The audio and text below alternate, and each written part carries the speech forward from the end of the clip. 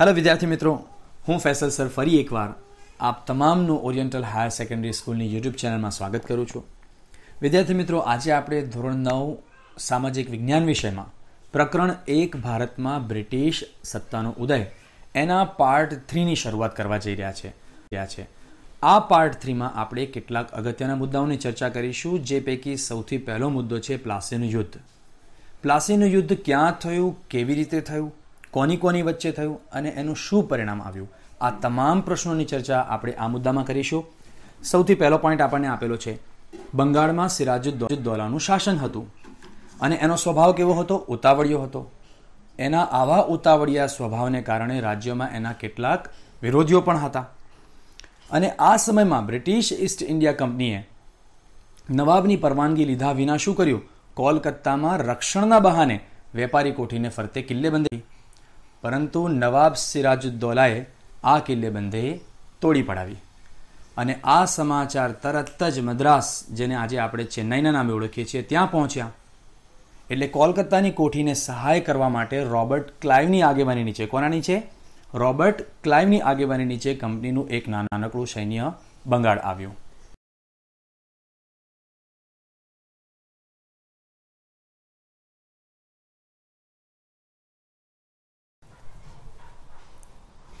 વિદ્યાર્થી મિત્રો, તમે અહીંયા રેડ કલરનું જે કેપ્શન છે એમાં જોઈ શકો છો, બે અગત્યના પોઈન્ટ્સ છે. પ્લાસીનું યુદ્ધ 23 જૂન 1757ના રોજ લડાયું. તમને એક સવાલ એવો પૂછાય છે કે પ્લાસીનું યુદ્ધ ક્યારે લડાયું? તો આ તમારે બરાબર યાદ રાખવું પડશે. 23 જૂન 1757ના રોજ પ્લાસીનું યુદ્ધ લડાયું. અને બીજો જે પ્રશ્ન જે અગત્યનો પૂછાઈ શકે તમને એક્ઝામમાં, એ છે કે પ્લાસીનું યુદ્ધ ક્યાં લડવામાં આવ્યું હતું? તો તમારી જગ્યા બતાવવાની છે કે પ્લાસીનું યુદ્ધ પ્લાસીના મેદાનમાં, કે જે પશ્ચિમ બંગાળના મુર્શિદાબાદથી આશરે 38 કિલોમીટરના અંતરે આવેલું છે, ત્યાં લડવામાં આવ્યું હતું. અને ત્યાર પછી અહીંયા બીજો એક અગત્યનો પ્રશ્ન છે, નીચે તમને એક પોઈન્ટ આપેલો છે કે આ યુદ્ધ જે લડાયું એ કોની વચ્ચે લડાયું અને એનું પરિણામ શું આવ્યું? તો એ પણ તમને અહીંયા જવાબ મળી જશે કે અંગ્રેજોની જીત થઈ અને સિરાજુદ્દૌલાની હાર થઈ. તો આ બાબત એકદમ સ્પષ્ટ છે કે અંગ્રેજો અને સિરાજુદ્દૌલા વચ્ચે યુદ્ધ લડાયું હતું પ્લાસીનું, અને એનું પરિણામ શું આવ્યું? તો અંગ્રેજોની જીત થઈ અને સિરાજુદ્દૌલાની હાર થઈ. હવે રોબર્ટ ક્લાઇવના કાવતરાથી પ્લાસીનું યુદ્ધ માત્ર અડધા જ દિવસની અંદર પૂરું થઈ ગયું અને આ યુદ્ધથી ઈસ્ટ ઇન્ડિયા કંપનીને 24 પરગણાની જાગીર મળી ગઈ. એટલે કે નાના એવા વિસ્તારો અથવા તો ગામડાઓ જે છે એ હવે એમને સોંપી દેવામાં આવ્યા, અંગ્રેજોને. અને છેલ્લો પોઈન્ટ છે, મીર જાફરને બંગાળાનો નવાબ બનાવવામાં આવ્યો. જોયું, જે લાલચ એને આપી હતી બંગાળાના નવાબ સિરાજુદ્દૌલાને હરાવવા માટેની, એ હવે અહીંયા એ લોકોએ અંગ્રેજોએ પૂરી કરી. કોને નવાબ બનાવવામાં આવ્યો? મીર જાફરને બંગાળાનો નવાબ બનાવવામાં આવ્યો. અને આમ પ્લાસીનું યુદ્ધ દ્વારા ભારતમાં કંપની શાસનનો પાયો નંખાયો 1757થી. એટલે કે યુદ્ધ આ બાજુ પૂરું થયું પ્લાસીનું, અને આ રીતે અંગ્રેજોની જીત થતાં અહીંયાથી હવે બ્રિટિશ સત્તાનો ઉદય થઈ રહ્યો છે.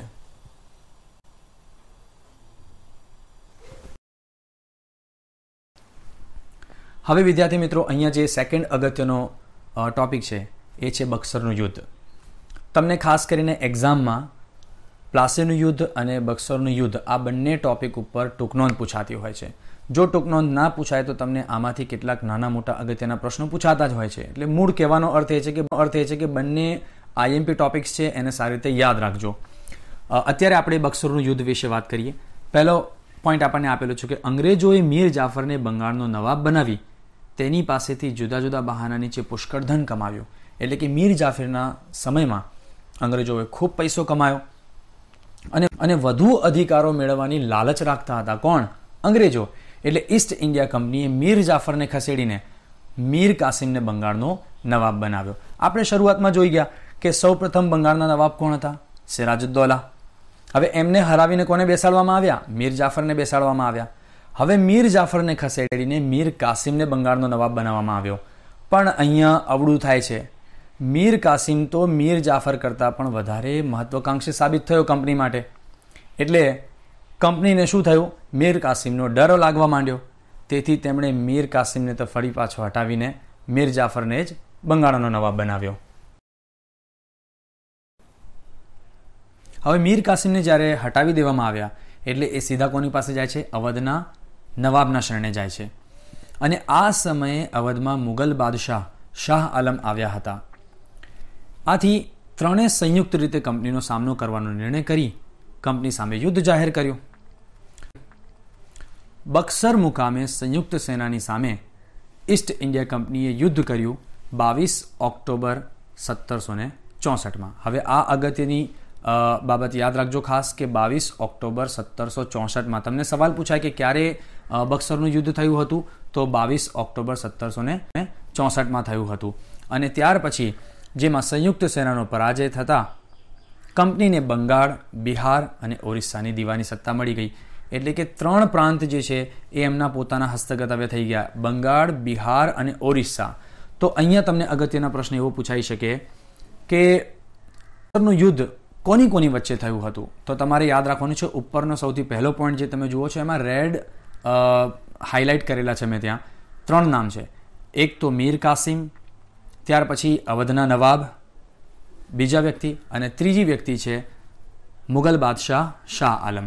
આ 3 જણા જે છે સંયુક્ત રીતે એક તરફ હતા અને એમની સામે બીજા કોણ હતા? અંગ્રેજો હતા. અને એમની વચ્ચે આ યુદ્ધ થયું. હવે આ યુદ્ધની અંદર જીત કોની થઈ? તો ફરી પાછી અહીંયા પણ જીત કોની થાય છે? અંગ્રેજોની જ જીત થાય છે. અને જીતને અંતે એમના હાથે એટલે કે અંગ્રેજોના હાથે કયા કયા વિસ્તારો આવે છે? તો યાદ રાખજો, બંગાળ, બિહાર અને ઓરિસ્સાની દીવાની સત્તા મળી ગઈ.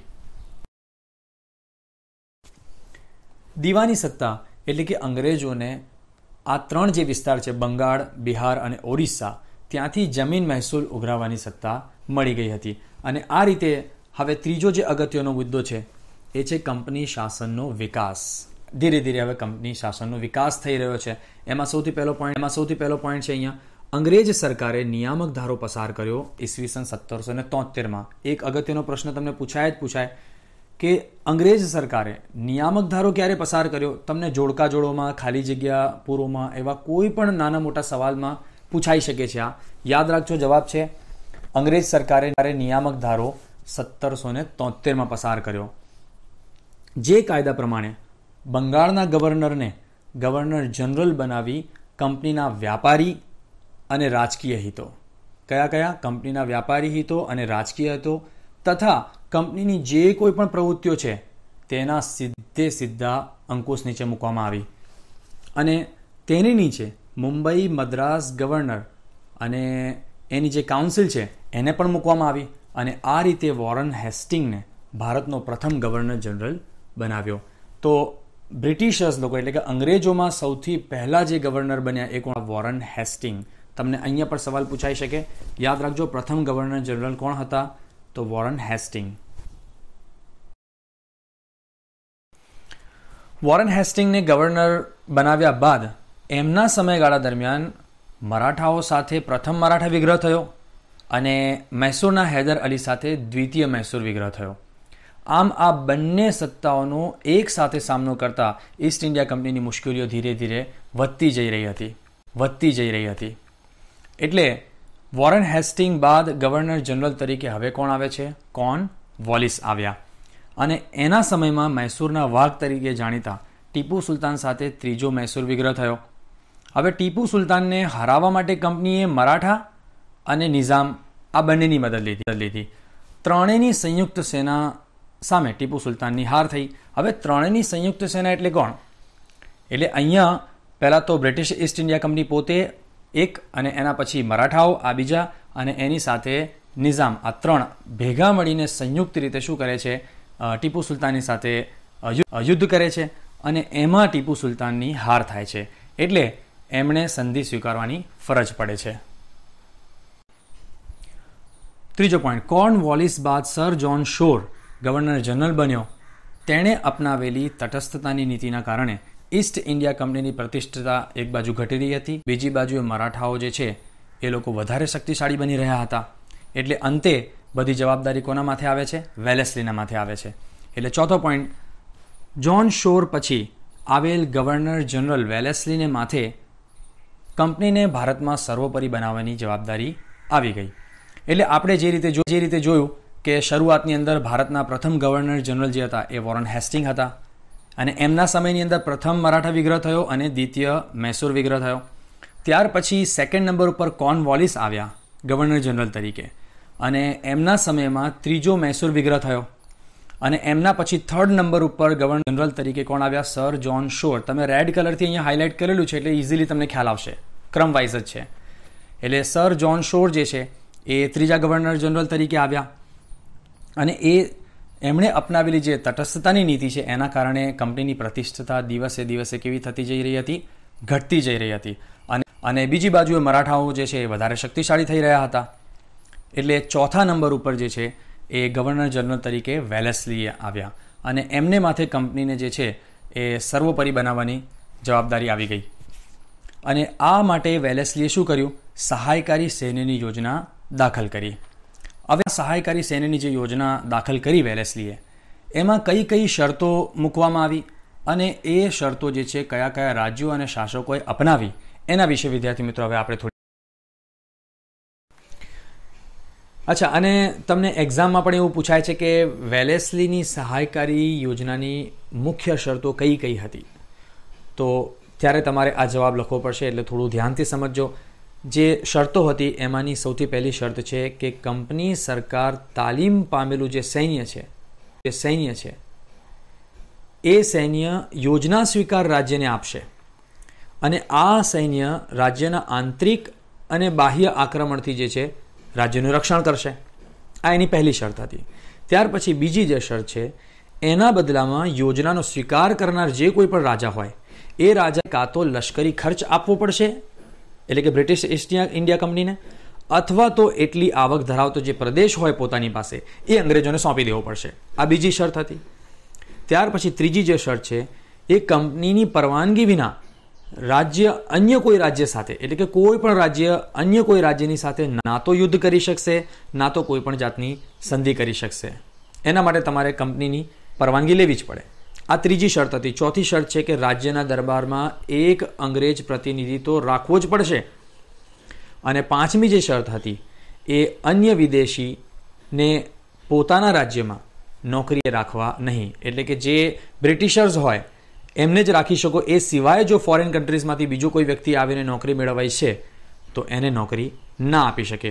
આવા પ્રકારની આ સહાયકારી સૈન્ય યોજના જે હતી એની શરતો હતી.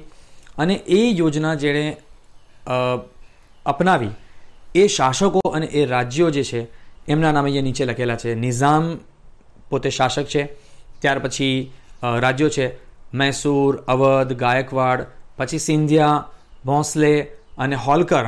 આ બધા જ અલગ અલગ શાસકો અને રાજ્યોએ જે છે આ સહાયકારી સૈન્ય યોજના છે એની શરતોને સ્વીકારી હતી.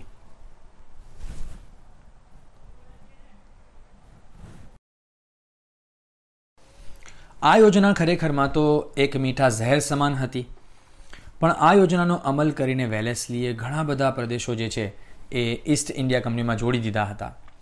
ગવર્નર જનરલ વેલેસ્લીએ ટીપુ સુલતાનને પણ સહાયકારી યોજનામાં સ્વીકારવા માટે જણાવ્યું હતું, પણ તેમણે ઇનકાર કર્યો. એટલે એ યોજનાનો સ્વીકાર કરવાનો એમણે ઇનકાર કર્યો. તેથી કંપનીએ, એટલે કે અંગ્રેજોએ નિઝામનો સાથ મેળવીને મૈસૂર ઉપર 1799માં આક્રમણ કર્યું. અને આ ચોથા મૈસૂર વિગ્રહ દરમિયાન ટીપુ સુલતાન જે છે એ અંગ્રેજો સામે લડતા લડતા મૃત્યુ પામ્યા. વેલેસ્લી બાદ ભારતમાં ગવર્નર જનરલ તરીકે હેસ્ટિંગ્સ આવ્યો. તેણે નેપાળ સાથે યુદ્ધ કરીને ગુરખાઓને લશ્કરમાં સામેલ કરી દીધા, અને ત્યારબાદ પિંઢારાઓ સાથે પણ યુદ્ધ કરીને એમણે પણ પોતાના અંકુશમાં લઈ લીધા. અને ત્રીજો મરાઠા વિગ્રહ કરીને કંપનીની સર્વોપરિતા સ્થપાઈ ગઈ. છેલ્લો પોઈન્ટ છે, વિલિયમ બેન્ટિંક ભારતમાં અગાઉના ગવર્નર જનરલોની સરખામણીમાં કેવા સાબિત થયા? ઉદાર ગવર્નર જનરલ તરીકે ઓળખાયા. એટલે કે આગળ જેટલા પણ ગવર્નર જનરલ્સ આપણે જોઈ ગયા એમની સરખામણીમાં વિલિયમ બેન્ટિંક જે છે એ થોડા ઉદાર હતા. અગાઉના ગવર્નર જનરલોએ અપનાવેલી સામ્રાજ્યવાદીની નીતિથી રાજ્યોમાં જે અસંતોષ ઊભો થયો હતો એ અસંતોષમાંથી એકતા ઊભી ન થાય એના માટે તેણે ઉદારમતવાદી કાર્યો કર્યા હતા. કોણે ઉદારમતવાદી કાર્યો કર્યા હતા? વિલિયમ બેન્ટિંકે કર્યા હતા. અને એના પહેલાના જેટલા પણ લોકો હતા ગવર્નર હતા એ બધા જ કેવા હતા? ઉગ્ર સામ્રાજ્યવાદી નીતિ ધરાવતા હતા. હવે ભારતના ગવર્નર જનરલ તરીકે કોણ આવ્યા? ડેલહાઉસી આવ્યા. ફરી એક બીજા ગવર્નર આવ્યા. કયા વર્ષમાં? 1848માં. અને તે ઉગ્ર સામ્રાજ્યવાદી માનસ ધરાવતા હતા. એટલે તેમણે શું કર્યું? સામ્રાજ્યવાદી નીતિને પોષવા માટે થઈને કંપનીનો રાજ્ય વિસ્તાર વધારવા માટે એમણે જીત, જપ્તી અને ખાલસા નીતિનો ઉપયોગ કર્યો. એટલે કે જે તે રાજ્યની સાથે શું કરવાનું? પહેલાં તો યુદ્ધ જાહેર કરવાનું, ત્યારબાદ એ રાજ્ય ઉપર જીત હાસિલ કરીને એ રાજ્ય અથવા તો એ પ્રદેશને જપ્ત કરી લેવાનું, અને આ રીતે ખાલસા નીતિનો પણ એમણે ઉપયોગ કર્યો. ત્યારબાદ એક બીજો અગત્યનો મુદ્દો છે ડેલહાઉસીની ખાલસા નીતિ. એના વિશે આપણે થોડી ચર્ચા કરીએ. તમને એક્ઝામમાં એવો પ્રશ્ન પૂછાય છે કે ડેલહાઉસીએ ખાલસા નીતિ અંતર્ગત કયા કયા રાજ્યો ખાલસા કર્યા, અથવા એવું પણ પૂછાઈ શકે કે ગવર્નર જનરલ ડેલહાઉસીએ અંગ્રેજ સત્તાનો વિસ્તાર કેવી રીતે વધાર્યો. તો ત્યારે તમારે આ જવાબ લખવાનો રહેશે, એટલે થોડું ધ્યાનથી સમજવાનો પ્રયાસ કરજો. હવે કેવી રીતે એણે રાજ્યોને ખાલસા કર્યા છે એના વિશે આપણે થોડી ચર્ચા કરીએ. સૌથી પહેલો અહીંયા આપણને નંબર આપેલો છે પોઈન્ટ, યુદ્ધ દ્વારા ખાલસા. એટલે કે યુદ્ધ કરીને એ રાજ્યને પોતાના હસ્તગત કરી લીધા. જેમાં પહેલું છે પંજાબ અને બીજું છે પેગુ, જે બર્માના નીચેનો ભાગ છે. બીજા નંબર ઉપર આપણને આપેલું છે કે રાજા અપુત્ર અવસાન પામતા રાજ્ય ખાલસા. એટલે કે રાજાનું અવસાન થાય અને એનો દીકરો ન હોય, અપુત્ર એટલે કે એને દીકરો ન હોય, તો એવા સંજોગોની અંદર એ રાજ્યોને પણ આ લોકો શું કરતા? ખાલસા કરીને પોતાના હસ્તગત કરી લેતા. એમાં કયા કયા રાજ્યો છે? સતારા, પછી જૈતપુર, સંબલપુર, ઉદયપુર છે મધ્યપ્રદેશ, ઉદયપુર નથી, ઉદયપુર છે આ. ત્યાર પછી ઝાંસી, પછી બઘાત અને નાગપુર. ત્રીજા નંબરમાં આપણને આપેલું છે કે ગેરવહી બહાના નીચે ખાલસા. એટલે કે રાજ્યની અંદર જે વહીવટ ચાલી રહ્યો છે એ યોગ્ય નથી ચાલતો, અથવા તો ગેરવહીવટ ચાલી રહ્યો છે, તો એવું બહાનું કરીને એ રાજ્યને ખાલસા કરી લીધા. અને એમાં એક બતાવે છે અવધ. અને આ અવધ જે છે એણે સહકારી યોજના જે છે એની અંદર ભાગ લીધો હતો. આપણે આગળ ભણી ગયા, એટલે એને પણ પોતાના હસ્તગત કરી લીધું ખાલસા કરીને. ત્યાર પછી કરજની ઉઘરાણી તળે ખાલસા. એટલે કે એ સમયની અંદર નિઝામ જે છે એણે સહકારી યોજનાનું દેવું જે છે એ ભરવામાં નિષ્ફળતા જાહેર કરી હતી. બરાબર, એ દેવું ભરી નહોતો શક્યો. એટલે નિઝામનું પણ જે વરાળ પ્રાંત હતો એને પણ આ લોકોએ આ બહાના હેઠળ ખાલસા કરી લીધો. અને છેલ્લો જે આપણને 5 નંબરમાં આપેલો છે કે નામ માત્રની સત્તાઓનો અંત લાવીને ખાલસા કર્યો. અને એમાં કયા બે છે? એક કર્ણાટક અને તાંજોર. એટલે આ રીતે ટોટલ એ લોકોએ 13 જે રાજ્યો છે એને ડેલહાઉસીએ ખાલસા કર્યા હતા. અને આમ જીત, જપ્તી અને ખાલસા દ્વારા ભારતના અનેક રાજ્યોને કંપની શાસનના પ્રદેશોમાં જોડી દઈને અંગ્રેજ સામ્રાજ્યનો વિસ્તાર વધાર્યો હતો ડેલહાઉસીએ. ડેલહાઉસી સામ્રાજ્યવાદીની સાથે સાથે સુધારાવાદી પણ હતો. એટલે કે સામ્રાજ્યવાદીનો અર્થ થાય છે કે જીત, જપ્તી અથવા તો ખાલસા કરીને કોઈ પણ ભોગે પોતાના સામ્રાજ્યને વધારવામાં એ માનતો હતો. એટલા માટે એ સામ્રાજ્યવાદી પણ હતો અને સાથે સાથે સુધારાવાદી પણ હતો. સુધારાવાદી એટલા માટે કારણ કે એને સમાજમાં કેટલાક એવા નિયમો હતા એમાં સુધારો લાવવાનો એણે પ્રયાસ કર્યો હતો. અને એ સાથે સાથે એણે બીજા પણ કેટલાક સારા કાર્યો કર્યા હતા. એમાં અહીંયા આપણને નીચે બતાવે છે સેકન્ડ પોઈન્ટમાં કે એના સમયમાં ઈસવીસન 1853માં મુંબઈથી થાણા વચ્ચે પ્રથમ રેલવે જે છે એ ભારતમાં નંખાયો હતો. એ કોના સમયમાં થયો હતો? એ ડેલહાઉસીના સમયમાં જ થયો છે. ત્યાર પછી ભારત અને ઇંગ્લેન્ડની વચ્ચે તાર વ્યવહાર માટેની જે સુવિધા છે એ પણ એણે જ ઉપલબ્ધ કરાવી હતી. પછી જાહેર બાંધકામ ખાતાની પણ એણે સ્થાપના કરી હતી. અને સાથે સાથે અંગ્રેજીની કેળવણીની પણ વ્યવસ્થા એણે જ ઉપલબ્ધ કરી આપી હતી. તો તમને વિદ્યાર્થી મિત્રો એવો સવાલ પૂછાય છે કે ડેલહાઉસી એ કયા કયા સુધારાવાદી કાર્યો કર્યા હતા, અથવા તો ડેલહાઉસીને જે છે સામ્રાજ્યવાદી હોવા છતાં પણ સુધારાવાદી તરીકે પણ માનવામાં આવે છે. તો ત્યારે તમારે આ બધા કાર્યો જે છે એના લખવા પડશે. આ સાથે સાથે એણે સમાજ સુધારણાના પણ કાર્યો કર્યા કે જ્યારે કોઈ પતિનો મૃત્યુ થઈ જાય તો ત્યાર પછી એ પત્ની ફરી પાછા લગ્ન ન કરી શકે એવો એ વખતે નિયમ હતો.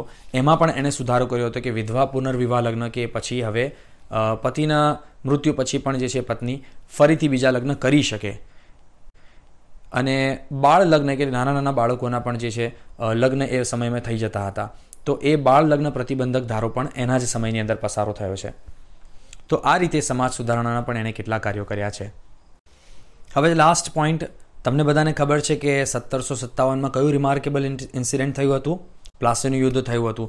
તો પ્લાસીના યુદ્ધથી લઈને 100 વર્ષ સુધીના સમયગાળામાં કંપની શાસનની જે સત્તા છે એ અને એમનું સામ્રાજ્ય બંને વધ્યા. પરંતુ તેમ કરતાં ભારતના રાજ્યોના અસંતોષનો સામનો ડેલહાઉસીએ કરવો પડ્યો. અને આ અસંતોષ જે છે એ અંતે 1857ના ભારતના પ્રથમ સ્વાતંત્ર્ય સંગ્રામ સ્વરૂપે.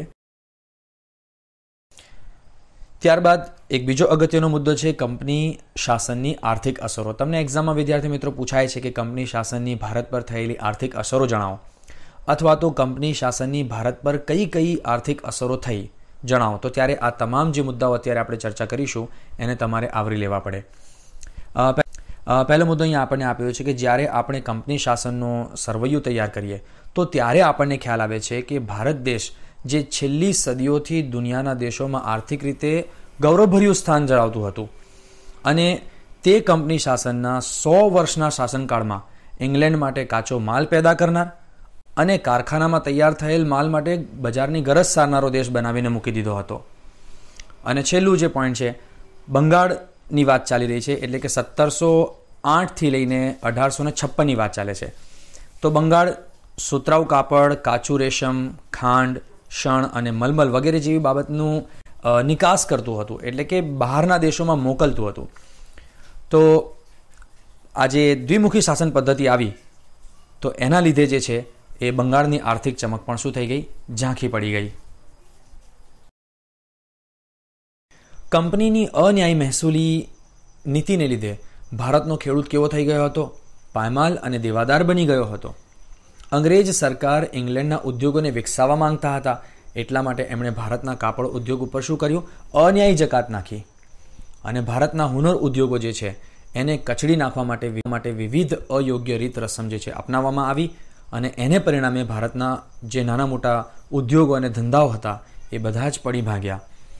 અને છેલ્લો પોઈન્ટ છે, ભારતનો કારીગર જે છે એ ગરીબ અને બેરોજગાર બની ગયો.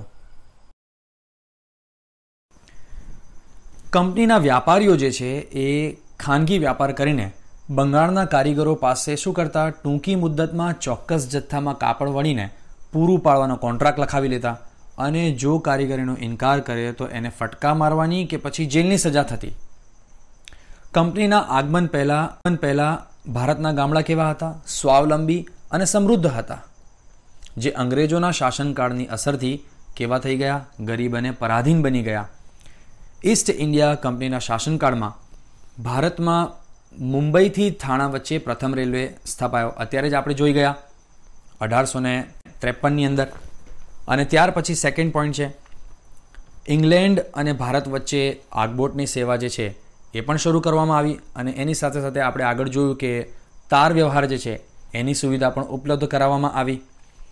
ત્યાર પછી થર્ડ નંબરનો જે પોઈન્ટ છે, મુંબઈ, મદ્રાસ, જેને આજે આપણે ચેન્નાઈના નામે ઓળખીએ છીએ, કોલકાતા જેવા મહાબંદરોનો પણ વિકાસ થયો. તો વિદ્યાર્થી મિત્રો, આ રીતે આપણે જોઈ શકીએ છીએ કે બ્રિટિશ રૂલ દરમિયાન, એટલે કે અંગ્રેજોના શાસનકાળ દરમિયાન કેટલાક સારા કામો પણ થયા અને કેટલાક ખોટા કામો પણ થયા. પણ ખાસ કરીને જો આપણે જોવા જઈએ તો ભારતને આર્થિક રીતે સૌથી વધારે નુકસાન થયું છે. ત્યાર પછી હવે એક લાસ્ટ અગત્યનો મુદ્દો છે વિદ્યાર્થી મિત્રો, કંપની શાસનની સામાજિક અસરો. જે રીતે અત્યારે આપણે આર્થિક અસરો જોઈએ એ જ રીતે તમને એક્ઝામમાં પૂછાઈ શકે છે કે કંપની શાસનની ભારત પર થયેલી સામાજિક અસરો જણાવો. તો ત્યારે તમારે આ જેટલા પણ પોઈન્ટ્સ તમે જુઓ છો એ બધા જ પોઈન્ટ્સ તમારે સારી રીતે લખવા પડે. તો પહેલો પોઈન્ટ આપણને આપેલો છે કે બ્રિટિશ વહીવટ દરમિયાન વર્તમાનપત્રોના વિકાસથી ભારતીય પ્રજામાં વિચાર અને વાણી સ્વાતંત્ર્યની ભાવના વિકસી છે. વર્તમાનપત્રો એટલે કે ન્યૂઝપેપર. હવે વ્યક્તિ જ્યારે વાંચે ને એટલે વિચારતો થાય, અને વિચાર કરે એટલે પછી એને એ અભિવ્યક્ત કરવાનું પણ મન થાય. તો આ રીતે વિચાર અને વાણીની સ્વાતંત્ર્ય જે છે એની ભાવના પણ વિકસી. સાથે સાથે બીજો મુદ્દો આપણને આપેલો છે કે એ સમય દરમિયાન ભારતીય સમાજમાં કેટલાક પ્રદેશોની અંદર કુરિવાજો જોવા મળતા હતા, જેવા કે સતી પ્રથા, પછી દૂધ પીતી કરવાનો રિવાજ, પછી બાળ લગ્ન પ્રથા જે છે, આ બધા જ સમાજની અંદર કુરિવાજો હતા. અને અંગ્રેજોના સંપર્કથી રાજારામ મોહન રાય, દુર્ગારામ મહેતા અને બહેરામજી મલબારી જે છે વગેરે જેવા લોકોએ ભેગા મળીને આ કુરિવાજોને દૂર કરવા માટેના કાયદાઓ કરાવડાયા. એટલે કે અંગ્રેજોએ પોતાની જાતે નહોતા કર્યા, આપણા ઇન્ડિયન્સ લોકોએ એની સાથે સાથ અને સહકાર આપ્યો હતો. તો ત્યાર પછીનો બીજો એક મુદ્દો છે કે ભારતમાં વહીવટી માળખાનું અંગ્રેજીકરણ થતાં અંગ્રેજી જાણનારા લોકોની જરૂરિયાત ઊભી થઈ. પરિણામે મેકોલે, હવે મેકોલે કોણ હતા? અંગ્રેજ ધારાશાસ્ત્રી હતા. એટલે મેકોલેના પ્રયત્નથી ભારતમાં અંગ્રેજી શિક્ષણ આપવાનો પ્રારંભ થયો. અને ત્યાર પછી ચાર્લ્સ વુડની ભલામણથી મુંબઈ, મદ્રાસ એટલે કે ચેન્નાઈ, કોલકાતામાં યુનિવર્સિટીની પણ સ્થાપના થઈ. અને લાસ્ટ જે મુદ્દો છે એ અંગ્રેજી શિક્ષણના કારણે ભારતમાં અંગ્રેજી જાણનારો આખો એક સમાજ અથવા તો આખો એક વર્ગ ઊભો થયો. અને સમય જતાં તેણે એટલે કે આ વર્ગે શું કર્યું? સુધારાવાદી માંગણીઓ કરીને સુધારાની પ્રક્રિયાને વેગ આપ્યો.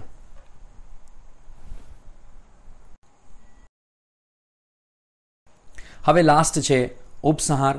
આમ ઈસ્ટ ઇન્ડિયા કંપની ભારતની સમૃદ્ધિ અને વેપારથી આકર્ષાઈને ભારતમાં આવ્યા અને ભારતમાં કંપની શાસનને પરિણામે રાજકીય, આર્થિક, સામાજિક અને સાંસ્કૃતિક ક્ષેત્રે સારી અને નરસી અસરો ઊભી થઈ, જે આપણે અત્યારે ચર્ચા કરી ગયા. અને કંપનીએ ભારતના ભોગે શું કર્યું? ઇંગ્લેન્ડને સમૃદ્ધ બનાવવાની જે છે નીતિ અપનાવી. અને ભારતમાં આવીને પોતાના લાભ માટે જે વ્યવસ્થામાં સંસ્થાગત સુધારા કર્યા તેનાથી ભારતને પરોક્ષ રીતે લાભ જ થયો છે. તો અહીંયા વિદ્યાર્થી મિત્રો આપણું ફર્સ્ટ લેસન જે છે ભારતમાં બ્રિટિશ સત્તાનો ઉદય એ પૂરું થાય છે. અને ઓરિએન્ટલ હાઈસ્કૂલના જે વિદ્યાર્થીઓ છે એમને ખાસ કરીને વિનંતી કરું છું કે જે કંઈ પણ તમે અત્યારે ભણી ગયા છો એમાં પ્રેક્ટિસ માટે તમારી ટેક્સ્ટબુકમાં પાછળ સ્વાધ્યાય આપેલું છે આ લેસનની. એ સ્વાધ્યાયના જેટલા પણ સવાલ જવાબો છે, MCQs છે, એ તમારે તમારી એસએસની નોટબુકમાં લખવાના પણ રહેશે અને યાદ પણ કરવાના રહેશે એક્ઝામ માટે. અને જો તમે પાઠની સમજૂતી તો સારી રીતે કેળવી જ લીધી છે અને જો તમે વધારે સારી એડિશનલ પ્રેક્ટિસ કરવા ઈચ્છતા હો તો માર્કેટમાં સ્વાધ્યાય પોથી પણ અવેલેબલ છે. તો તમે એ પણ ખરીદીને એની અંદર સારા ઓબ્જેક્ટિવ પ્રશ્નો આપેલા હોય છે, ખાલી જગ્યા, ખરા ખોટા, જોડકા જોડો, MCQs વગેરે વગેરે. તો એ પણ તમે લાવીને એમાં પણ તમે સારી રીતે પ્રેક્ટિસ કરી શકો છો. તો હવે આપણે અહીંયા પૂરું કરીએ. આપણે નેક્સ્ટ વિડીયોની અંદર મળીશું નવા ટોપિક સાથે. Thank you so much for watching the video. Bye bye.